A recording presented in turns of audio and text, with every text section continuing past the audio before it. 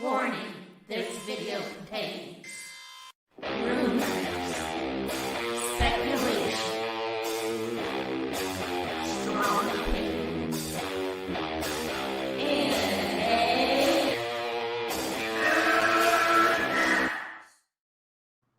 Hey, welcome to MME. This is a one-topic episode.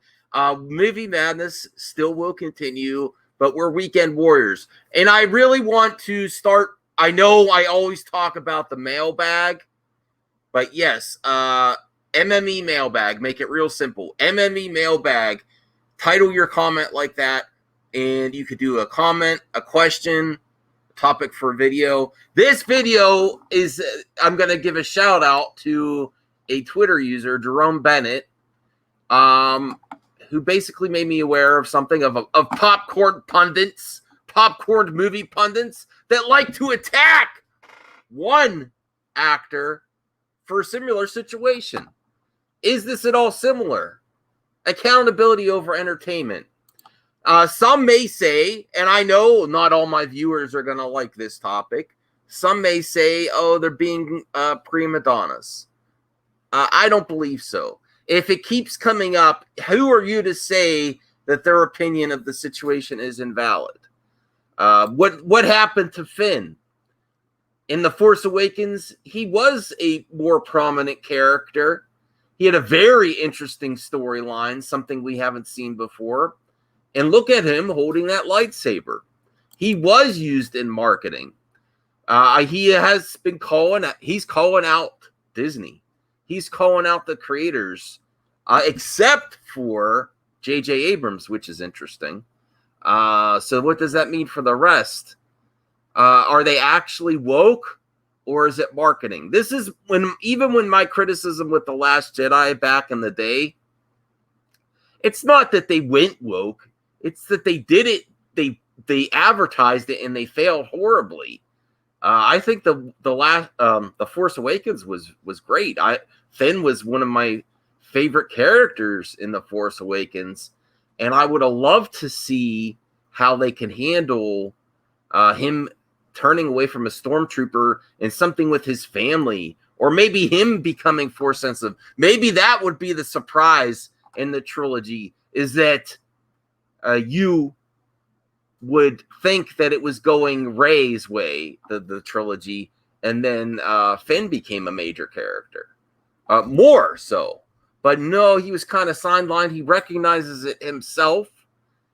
And, we give a lot of disrespect to Ray Fisher. But what is he doing that's different? He fought during production and after production. His character, they actually shot the material for his character, and then his character was sidelined. He's still in the Justice League, but a majority of the Snyder Cut, a lot of the Snyder Cut, is his backstory. His origin story, it's in the Justice League, but it's sidelined, and then they make you say booyah. Hey, I don't have a personal problem saying booyah. But you know what? I understand. It's how they feel. How can you criticize someone how they feel about the situation? So I am going to get to the article here, and he is going hard. I want to know your thoughts, though. I really do. Okay, let me bring this up here. I need glasses. When the Lucasfilm branded elephant in the room acknowledged, it is even harder to ignore. And this is from GQ Magazine UK. This is Boyega's first substantial interview since finishing the franchise, his first since last year's The Rise of Skywalker, tied to a highly contentious, hurried ribbon on the 43-year-old space opera. How does he reflect on his involvement in the way the newest trilogy was concluded? Okay, so I also want to highlight... we talk about, unfortunately, Chadwick Boseman is in the news lately because he lost his life early, and they did right by his character at Disney. But that's Marvel, MCU, and Kevin Feige. Kathy Kennedy and the rest of the story group, do they really care? That's what I want to ask you viewers. Comment below. Hey, if you have a hot take, do MME mailbag. Do they really care about these characters? Do they really care about representation? Or do they actually care about marketing and making them themselves feel better? Oh, I'm helping. It's one of my criticisms of Ryan back in the day is the last in line syndrome. He's the last white guy there. He's front. He's like, put up the ropes. I'm the last one, and I'm promoting all these other. I'm promoting minority characters and actors. But do you really care, or are you trying to, or you do it for yourself? Or do you do it for the benefit of the actor and the character? Or do you prop yourself up virtue signaling, woke baiting? Is it woke baiting? Oh, we have these characters. T'Challa, Black Panther was done right. Were these two? Were Finn and Cyborg done right? With Cyborg, we still have a chance with the Snyder Cut. But Finn was not done right, at least not in the last two. The Force Awakens, was very interesting to me. All right, so let's get more to... That's what I want you to answer these questions. To make these topics more engaging, I need your participation. And guess what? These comments, your great comments, is how you're going to be rewarded in the future with giveaways. And I'm not making a lot here on YouTube, so I'm doing it I'm doing it because for the love of movies, the love of movie talk, fellow friends, and to have some fun. Let me get back to the article because he is throwing heat. Let me make it bigger here. All right, it's so difficult to maneuver, he says, exhaling deeply. Visibly calibrating the level of professional diplomacy to display. You get yourself involved in projects and you're not necessarily going to like everything. But what I would say to Disney is do not bring out a black character. Market them to be much more important in the franchise than they are. And then have them pushed to the side by Rian Johnson. I added the Rian Johnson part. It's not good. I'll say it straight up. He is talking about himself here, about the character of Finn, the former stormtrooper who wielded a lightsaber in his first film, being somewhat nudged to the periphery, but also is talking about other people of color in the cast. Now, this is on JJ. I think he's letting JJ off too easy because JJ did something similar to what Ryan did. He wasn't all on board on Rose, and he sidelined Rose. You know, Naomi Ackie, that's a character he introduced in his film, and he failed. So why does JJ get off so light here? I don't get it. Naomi Ackie and Kelly Marie Chan and even Oscar Isaac, a brother from Guatemala, who he feels suffered the same treatment. He is acknowledging that some people think he's crazy, including some of you viewers maybe you think he's crazy. I'm not sure. Let me know. Or making it up.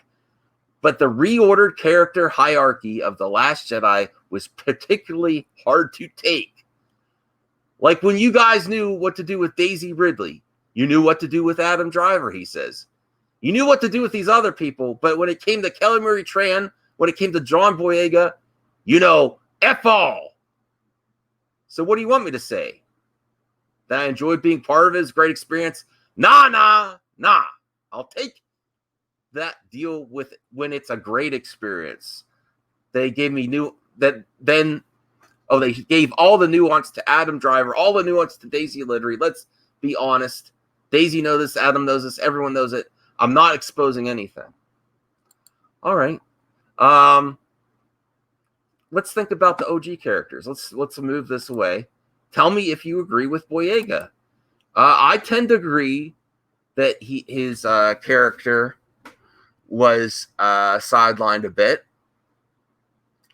And if you look at the original trilogy, Han and Leia and Chewie and Lando even Lando does not have a lot of screen time, but he's more important, treated with more respect, and not a joke.